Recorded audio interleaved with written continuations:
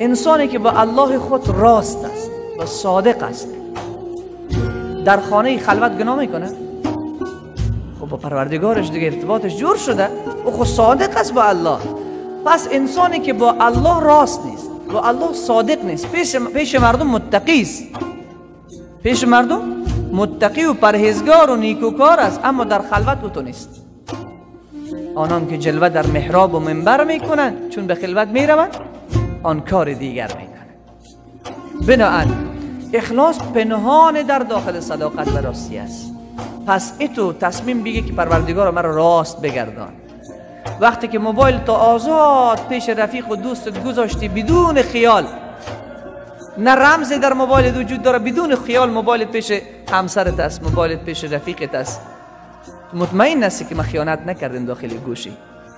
این با چی میگه؟ اخلاص و صداقت با خدا.